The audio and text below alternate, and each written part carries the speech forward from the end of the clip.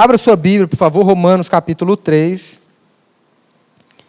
Romanos capítulo 3, versículo de número 24. Romanos 3, 24. Irmãos, a mensagem desta noite é a continuação da mensagem de quarta-feira. Quem veio na quarta-feira já está no embalo. Nós falamos na quarta-feira do versículo 21 ao 23, né? Ou melhor, falamos na quarta-feira do versículo 19 ao 23. E aqui é a continuação. Por que esse texto? Porque, irmãos, este texto aqui de Romanos é o texto que aprouve o Senhor, pelo seu Espírito, o Espírito Santo, ministrar, falar, despertar, chamar homens do passado para esse despertamento espiritual que culminou na Reforma Protestante. Então, Deus usou esse texto da sua palavra, Romanos capítulo 3, para despertar estes homens no passado. E graças a Deus, louvado seja o Senhor, por isso que nós temos acesso ao mesmo texto aqui em nossas mãos, séculos depois. Deveríamos valorizar mais o texto bíblico. Irmãos, o grande ponto da Reforma Protestante aconteceu no dia 31 de outubro de 1517, quando Martinho Lutero, impulsionado pela insatisfação crônica da alma com a Igreja Católica Apostólica Romana e motivado pelo poder do Espírito Santo, seus olhos são abertos por Deus ao ler o texto da palavra do Romanos capítulo 3, que diz que o justo viverá pela fé. Pela fé.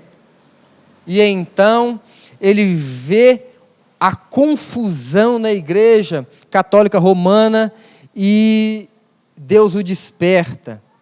E ele prega um papel, uma folha com as suas 95 teses na porta da Catedral de Wittenberg.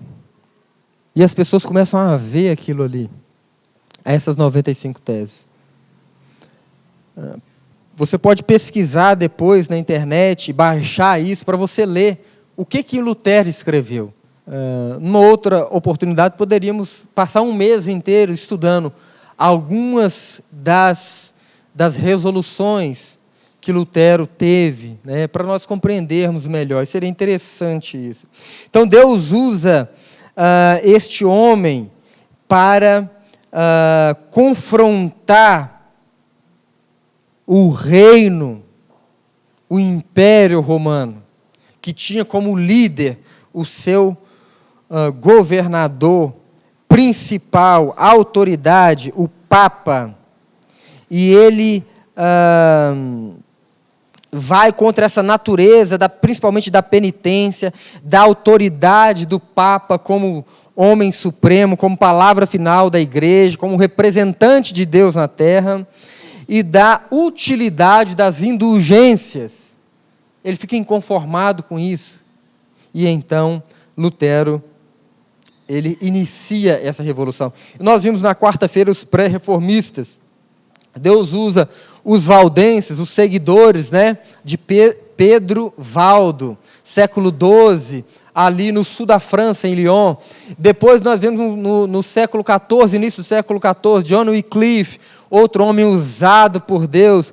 Depois nós vemos também John Hus, na República Tcheca, em Praga, usado por Deus para dar início, para alavancar essa reforma. E por isso foram chamados dos pré-reformistas.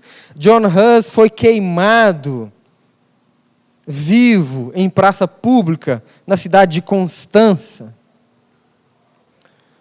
E até que Deus usa a vida desse homem chamado Lutero. Nós poderíamos falar de tantos outros. No processo da reforma, não foi apenas um homem, mas Deus levanta homens e mulheres ao longo da história, ao longo da caminhada. Poderíamos falar de Zwinglio, por exemplo, de Guilherme Farel, de Teodoro de Beza. Poderíamos falar de João Calvino, esse francês que sediado na cidade de Genebra, que revolucionou aquela cidade, a Suíça. Poderíamos falar de John Knox, na Escócia, na ilha da Grã-Bretanha, e tantos outros que Deus usou para reformar, ou pelo menos tentar reformar a igreja na sua época. Que Deus usou para despertar a sua noiva de um sono profundo que antes deles, na história da humanidade, chamada de o período das trevas. Deus usa esses homens para tirar a igreja do período das trevas. Irmãos, olha como é sugestivo o nome dado à história. Esse período das trevas. Não havia luz, a luz estava oculta, a luz estava escondida nas cavernas, nos cemitérios, nos vales, nas florestas, porque os homens de Deus perseguidos se reuniam em oculto, porque por vezes temiam a sua vida. Até que então Deus começa a levantar estes homens, que começaram a dar as caras, que começaram e se disponibilizaram a ser usados por Deus. E o texto que nós vamos ler é um texto que falou profundamente a estes homens, e que eles compreenderam o texto bíblico e aplicaram para a sua vida. Romanos capítulo 3, versículo 24. Romanos 3, 24 diz assim a palavra do Senhor. Acompanhe na sua Bíblia. Sendo justificados gratuitamente por sua graça, mediante a redenção que há em Cristo Jesus, a quem Deus propôs no seu sangue, como propiciação mediante a fé, para manifestar a sua justiça, por ter Deus, na sua tolerância, deixado os pecados anteriormente cometidos, tendo em vista a manifestação da sua justiça no tempo presente, para ele mesmo ser justo e o justificador daqueles que têm fé em Jesus Cristo. Amém? Vamos orar? Pai, nesta noite, na tua presença, Senhor, como igreja do Senhor, louvando e bendizendo o teu nome, com o coração grato, por estes homens do passado, que se disponibilizaram no teu reino, nas tuas mãos, para a tua glória. Louvado seja o Senhor, por ter usado os nossos irmãos. E nós te agradecemos, pelo ímpeto, pela coragem, pela bravura, pela confiança que tiveram no Senhor. E somos frutos, de alguma forma, deste trabalho. Louvado seja o Senhor, que é soberano e que nada está oculto aos teus olhos. Pai, que esta palavra possa nos encher nessa noite, que a tua palavra lida aqui possa trazer alívio, conforto, consolo, salvação, libertação, confrontação. Abre os nossos olhos, Pai. Abre os nossos ouvidos, Pai. Que o Espírito do Senhor nos ilumine para entendermos o que o Senhor quer falar conosco nessa noite. No nome do Senhor Jesus, com o coração cheio de temor e reverência ao Senhor. Eu e os meus irmãos oramos em nome de Jesus. Amém, Senhor. Amém. Há esperança apesar do pecado. O versículo 23 que nós não lemos diz que todos pecaram e carecem da glória de Deus. Todos pecaram e precisam da glória, da graça, do amor, da salvação de Deus. E o versículo 24, de onde começamos a ler, diz que nós fomos justificados gratuitamente. A boa notícia é que os que creem por meio da fé são justificados, vistos como justos aos olhos de Deus. Deus olha para aqueles que são justificados e os vê e os considera justos. A justificação, já falei aqui outras vezes, justificação é o direito legal de estar diante de Deus, porque Deus considera os nossos pecados perdoados e considera a justiça de Jesus Cristo como pertencente a nós. E isto nos declara justos aos olhos de Deus. Isto que? A justiça de Cristo. Irmãos, justificação é um direito que você e eu têm. Mas esse direito não se vem do fato de você estar aqui todos os domingos. Esse direito não se vem do fato de você ter sido batizado aqui, ou em qualquer outro lugar. Esse direito não se dá pelo fato de você ser dizimista. Esse direito não se dá pelo fato de você ser membro da igreja. Esse direito de ser visto como justos não se dá pelo fato de você ser líder de qualquer ministério, pastor, músico, instrumentista, cantor, seja o que for. Você não tem direito nenhum perante Deus. O único meio de você ter algum tipo de direito de ser visto como justo aos olhos de Deus é por meio do Senhor Jesus Cristo.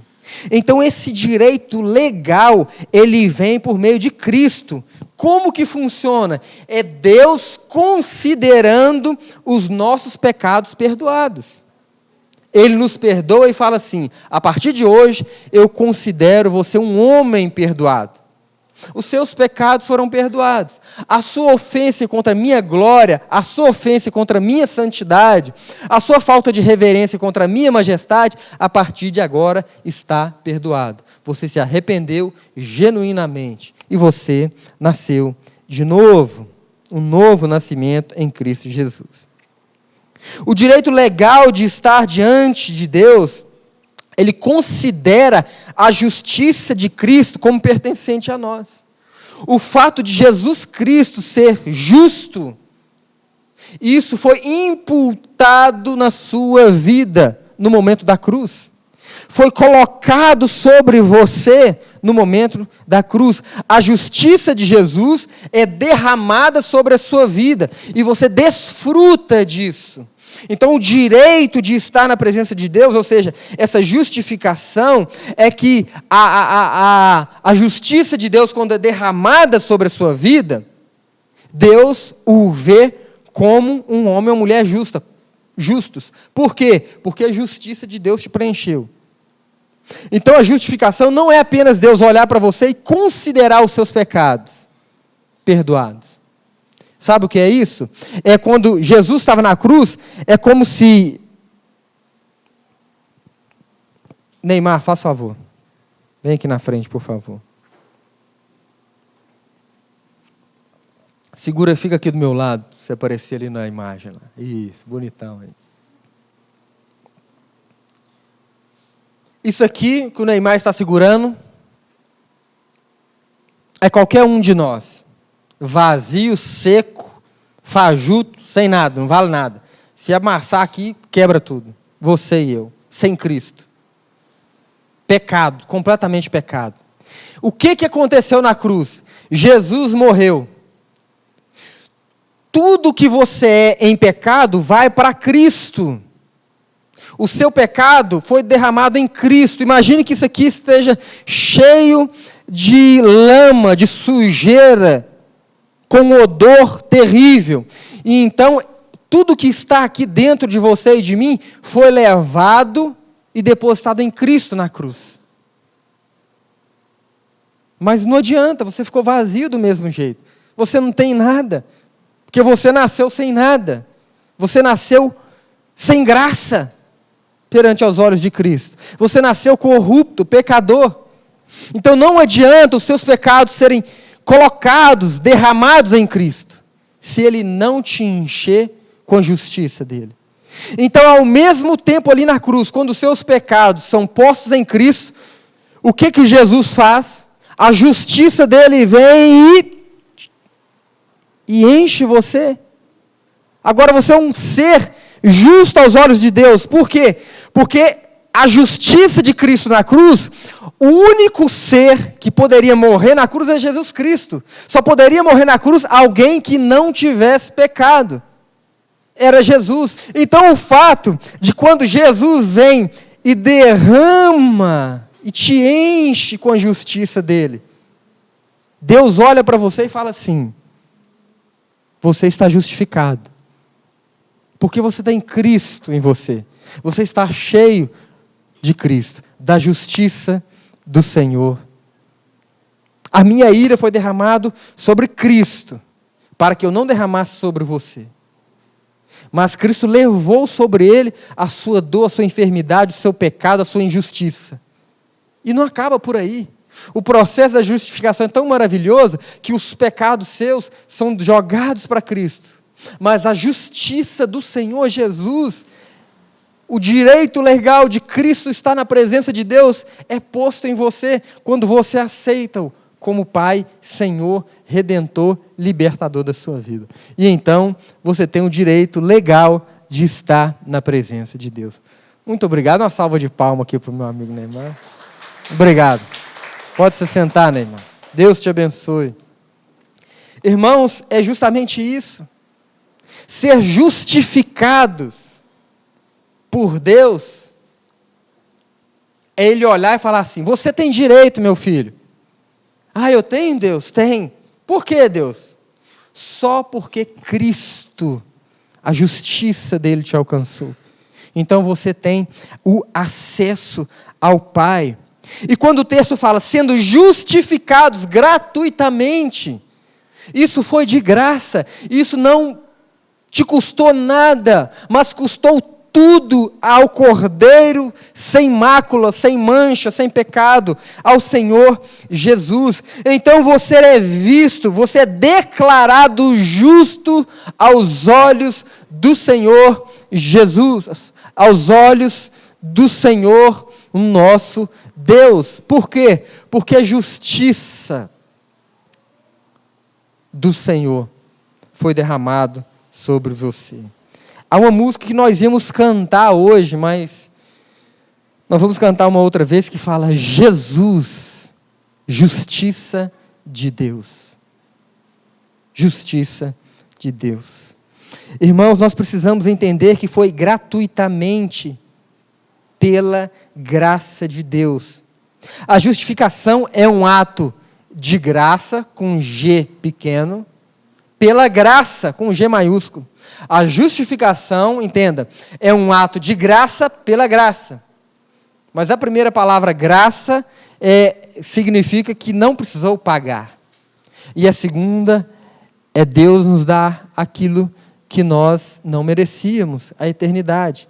A justificação é um ato de graça pela graça. A justificação é uma generosidade do nosso Deus, é algo que nós não merecemos, é um favor da parte de Deus para com cada um de nós. A justificação é uma dádiva. Deus nos dá de graça. A justificação, ela te alcança sem você ter que colocar a mão no bolso e pagar, sem você ter que fazer penitência, pagar promessa, subir monte, vale, subir escada, de joelho, de costa, sem comer, nada disso. É de graça. Não precisa esforço da sua parte. Precisa um coração quebrantado. Precisa um coração contrito, precisa um coração completamente moído na presença do nosso Senhor. E diz assim o versículo 24, ele continua: gratuitamente pela sua graça, pela redenção que há em Cristo. Redenção, uma palavra que nós deveríamos saber de qual que significa isso. Talvez se fizermos uma pesquisa aqui, pouquíssimos compreendem o que significa a palavra redenção. A palavra redenção na Bíblia, ela tem a ideia de um resgate, de um pagamento, de algo ou de um valor a ser pago para conseguir a absolvição, A libertação, um valor que você paga para quitar uma dívida. A redenção, gratuitamente pela sua graça e pela redenção que há em Cristo Jesus. Redenção que há em Cristo. O que significa isso? Pelo pagamento que Cristo teve que fazer. Jesus teve que pagar a sua dívida de pecado, meu irmão e minha irmã. Você devia algo, que é o pecado, e Jesus pagou. A redenção é isto, é a paga, é a absolvição, é a libertação que alguém tem que pagar. E segundo o texto que nós lemos aí, pela redenção que há em quem? No Messias, Jesus Cristo. No Rei dos Reis, no Senhor Jesus. Alguém teve que pagar para você ser livre. Alguém teve que pagar para você ser um homem livre. Alguém teve que pagar para você ser uma mulher livre. Alguém teve que pagar. Pagar. Isso é redenção. A paga, o pagamento, o quitar da dívida. Versículo 25. Ao qual Deus propôs para propiciação pela fé no seu sangue, para demonstrar sua justiça pela remissão dos pecados dantes cometidos sob a paciência de Deus. Foi o próprio Deus que ofereceu o seu Filho para propiciação, é o que está escrito aí no versículo 25, a quem Deus propôs no seu sangue como propiciação. Outra palavra que deveríamos saber. Redenção é o quê? O pagamento da nossa dívida. O que é propiciação, irmãos? Propiciação é o sacrifício feito pelo qual a ira de Deus é aplacada. Propiciação é o sacrifício feito pelo qual a ira de Deus é saciada. Deus, ele se ira todos os dias, diz Salmos. E a ira de Deus seria derramado sobre a sua vida e a minha vida por causa do pecado. E o que Deus faz por amor, irmãos? Ele envia o seu Filho como propiciação. Jesus se torna propício a receber a ira de Deus, a tomar o cálice da ira de Deus. A propiciação é isso, é o sacrifício pela qual a ira de Deus contra o pecado do homem é aplacada, é amenizada, é acalmada. A propiciação é o meio pela qual o pecador é libertado da ira de Deus e recebe a graça de Deus. Isso é a propiciação. E diz aí o texto, a quem Deus propôs. Quem é que Deus propôs? A quem Deus propôs? Quem Deus propôs? É só olhar no final do versículo 24. Mediante a redenção que há em quem? Cristo Jesus. Então, a Cristo Jesus, a quem a Deus propôs, no seu sangue, ou seja, teve que derramar sangue. Como que? Propiciação. Como aquele que teve que fazer um sacrifício para a ira de Deus contra a sua vida, contra a minha vida ser aplacada, ser acalmada. Irmãos, isso é magnífico. Deus se ira contra o pecado do homem, e Deus iria destruir, mas de repente, por amor, Deus dá o seu Filho, porque o seu Filho era o único que poderia aplacar, acalmar, saciar a ira de Deus contra o pecado do homem, porque ele não tinha pecado. Jesus, ou melhor, aquilo que acontecia no Antigo Testamento, é justamente apontando para o sacrifício de Jesus, quando tinha que se levar um cordeiro para ser sacrificado, sem mancha, sem mácula, perfeito. E então o cordeiro era levado, ele era imolado, degolado, cortavam-lhe a garganta do cordeiro. E então o pecado daquela pessoa era aplacado, era acalmado. Irmãos, é exatamente a mesma coisa que acontece aqui. Jesus vem e Deus mesmo quem toma providência para aplacar a sua própria ira, irmãos. Isso é um Deus de amor. Isso é um Deus que nos ama. A propiciação por meio de Jesus Cristo é aquilo que o pecador precisa para ser liberto da ira de Deus. É aquilo que você precisa para ser liberto da ira de Deus. No Antigo Testamento, tinha a Arca da Aliança, que simbolizava a presença de Deus no meio de Israel. E a tampa da Arca de Aliança, imagina que a arca fosse isto aqui, uma caixa. E a tampa que vai fechar a caixa ali, era chamado de propiciatório, que vem de propiciação. Era chamado de propiciatório, que ficava no Santo dos Santos, onde o sumo sacerdote poderia entrar uma vez por ano para fazer propiciação pelo povo inteiro, no Santos dos Santos. E o que ele fazia ali? Ele aspergia sangue na tampa, no propiciatório. Irmãos, séculos depois, o apóstolo Paulo fala, igreja em Roma, Jesus Cristo foi dado como propiciação. O sangue de Jesus Cristo foi dado como propiciação para aplacar a ira de Deus. Irmãos, no Antigo Testamento, o sangue desse cordeiro era para aplacar a ira de Deus contra o povo, uma vez por ano era feito isso. E até hoje os judeus comemoram Yom Kippur, o dia do perdão.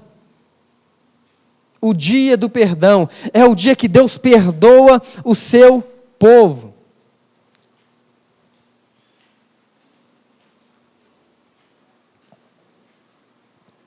É o dia que a ira de Deus foi aplacada. Uma vez por ano, era feito isso no Antigo Testamento, quando o sumo sacerdote entrava ali, para que a ira de Deus fosse aplacada. E tudo isso nós vemos hoje, por meio de Jesus Cristo. Ele sacrificava um animal, aspergia o seu sangue no propiciatório, para que o pecado de todo Israel fosse perdoado perante Deus. A ira de Deus para com seu povo era aplacada, era acalmada. Levítico capítulo 16 relata direitinho tudo isso. Jesus, ele é o único que Deus poderia oferecer para aplacar a sua ira. Jesus é a propiciação, diz aqui nesse texto o apóstolo Paulo. Jesus é a propiciação, é aquele que aplaca a ira de Deus. É assim que a justiça de Deus é demonstrada.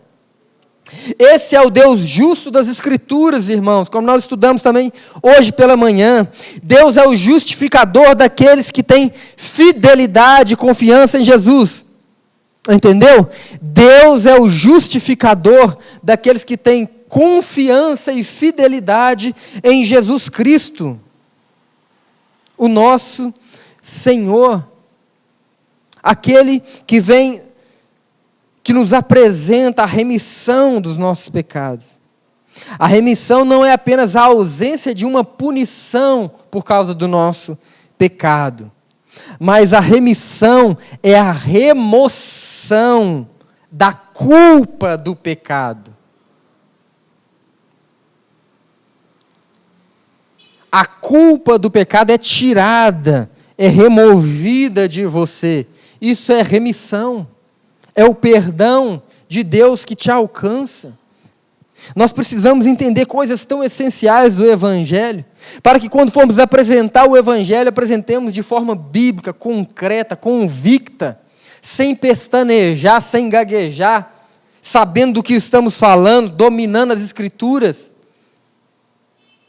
Irmãos, Deus fez isso tudo para que, olha o versículo 26, tendo em vista a manifestação da sua justiça no tempo presente, para demonstrar a sua justiça no tempo presente, para que ele seja justo e justificador daqueles que têm fé em Cristo.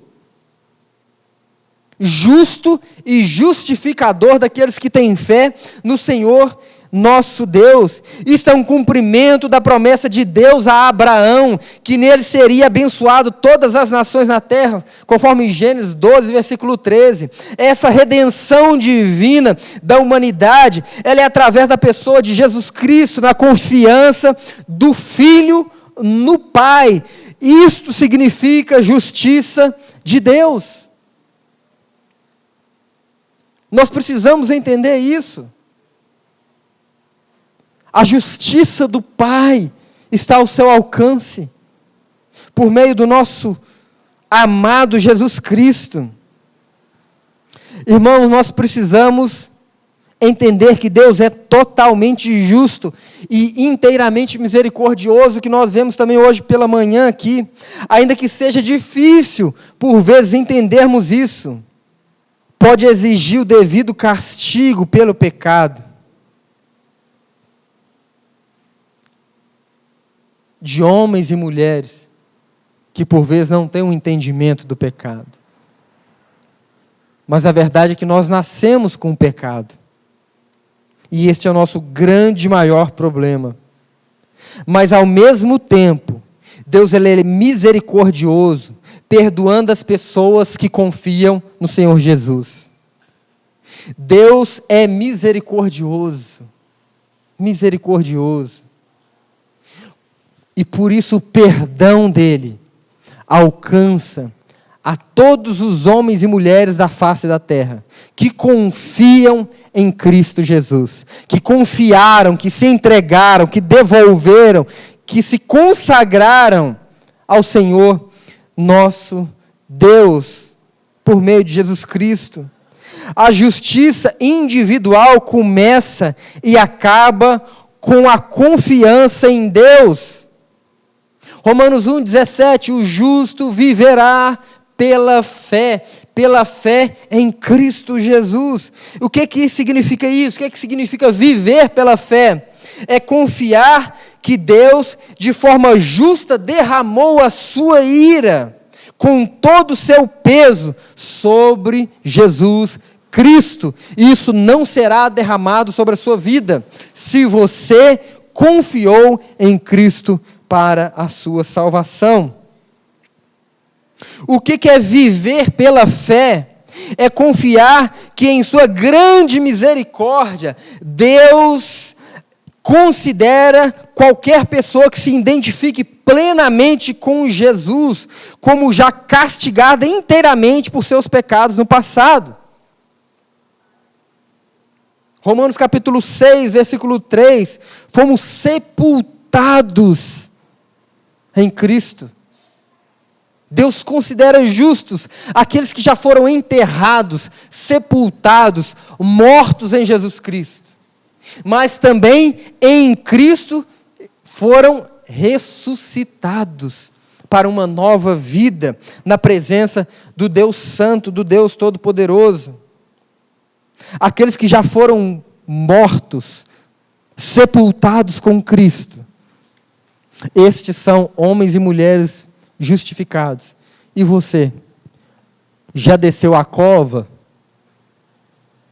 Já fizeram o seu funeral espiritualmente? Já prantearam por você?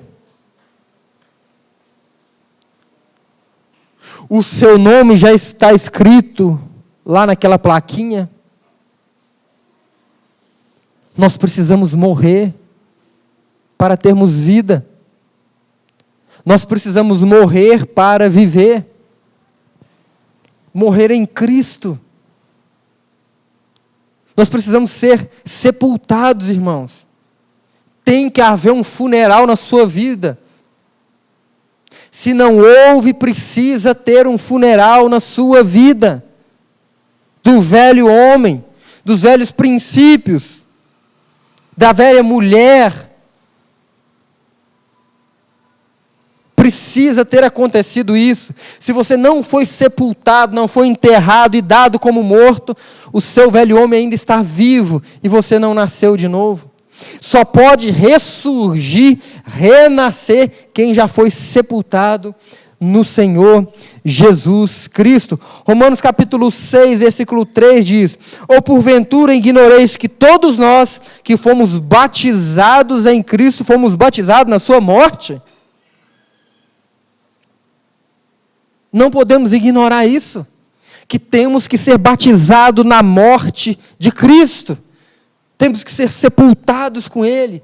Como? Sendo sepultados os seus desejos carnais, sepultado as suas inclinações da carne, sepultado tudo aquilo que te leva para o inferno, sepultar tudo aquilo que provoca distanciamento de Deus. Você precisa sepultar o velho homem, você precisa sepultar as velhas inclinações, você precisa sepultar os velhos pensamentos, você precisa sepultar os velhos sonhos, você precisa sepultar por completo, porque não há nada de bom no homem. Jeremias 17:9, corrupto, enganoso é o coração, ele é mais corrupto do que todas as coisas. Quem conhecerá?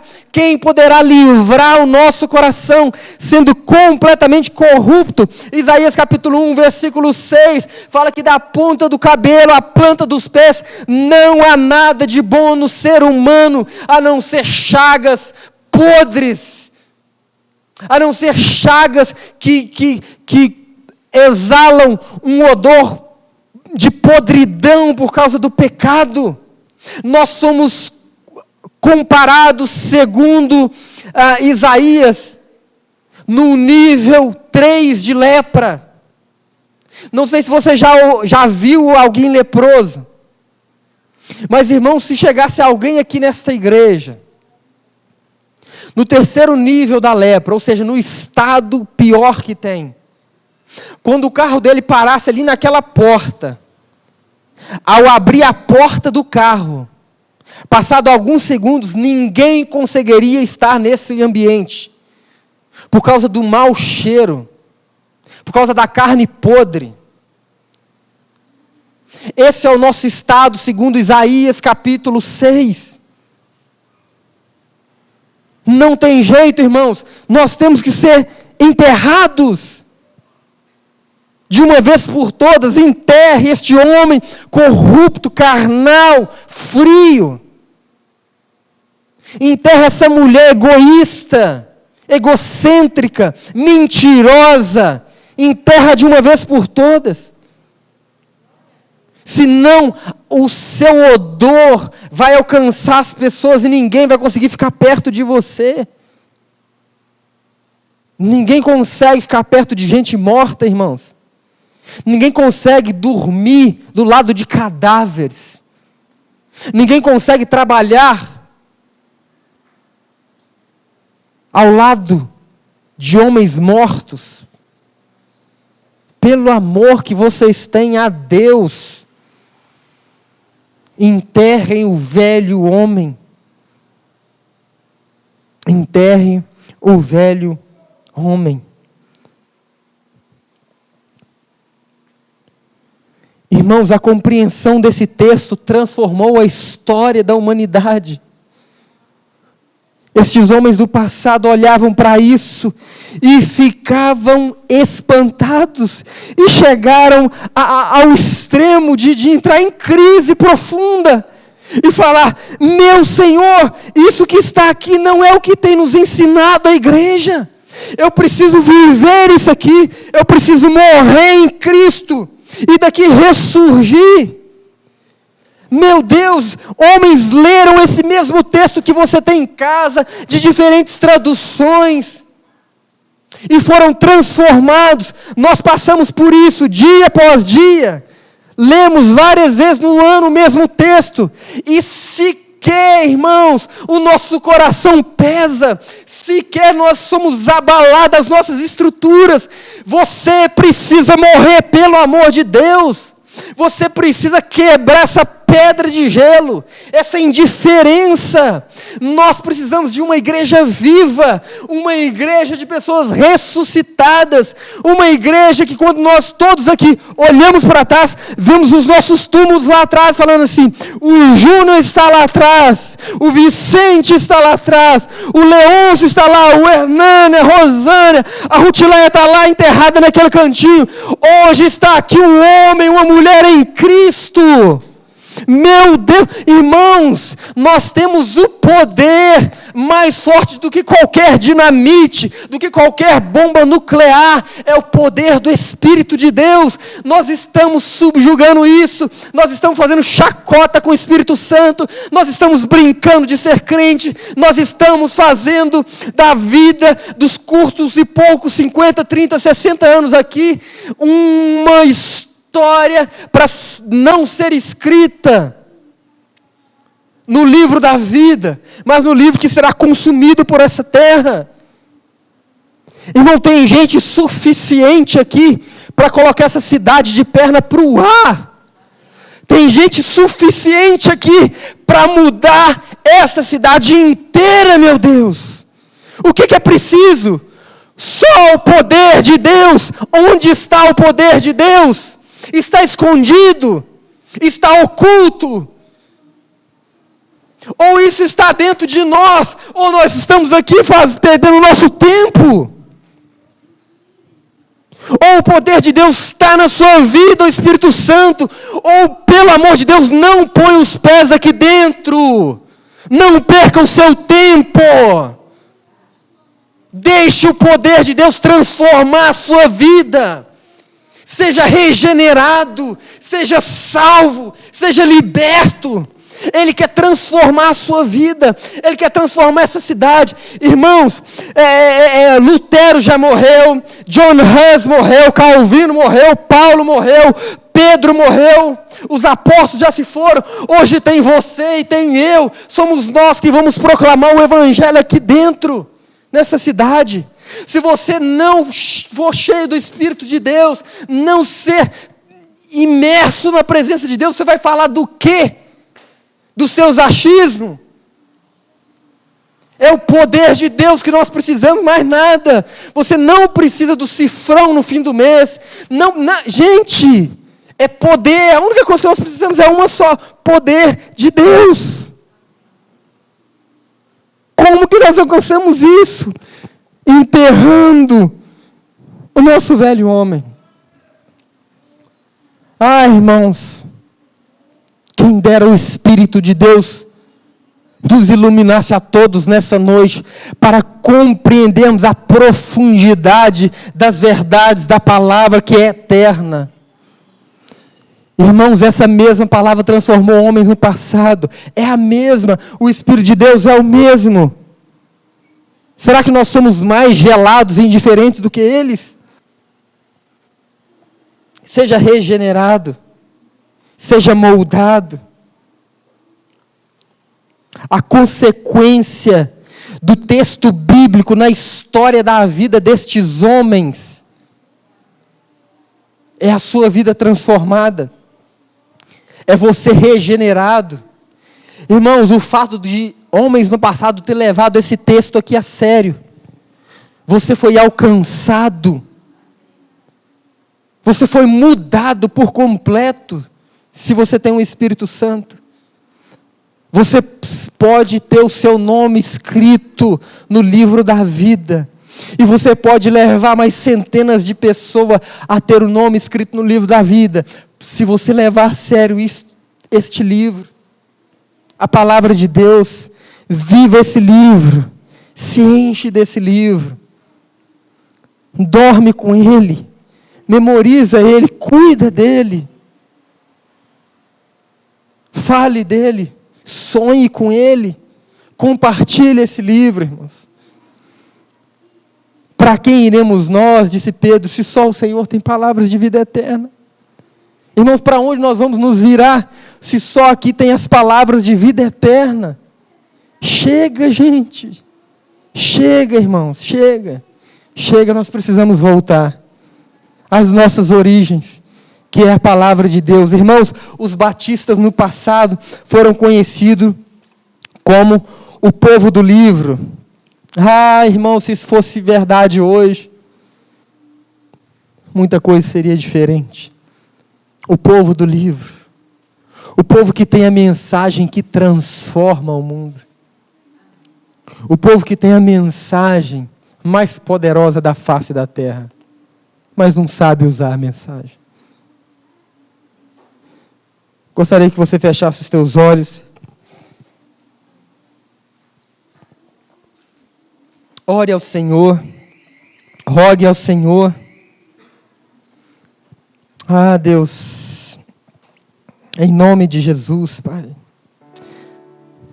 que o Senhor possa nesta noite despertar o seu coração. Igreja, o meu desejo não é que você seja despertado por aquilo que eu falo, ou do jeito que eu falo, não é isso. Meu desejo é que você seja despertado pelo Espírito Santo, pelo Espírito de Deus. Ah, Senhor, desperta esta igreja. Ah, Deus, desperta esta igreja, Pai. Desperta esta igreja, Pai. Desperta a nossa igreja, Senhor. Desperta o nosso povo, Deus. Ó Senhor, ouve a nossa oração.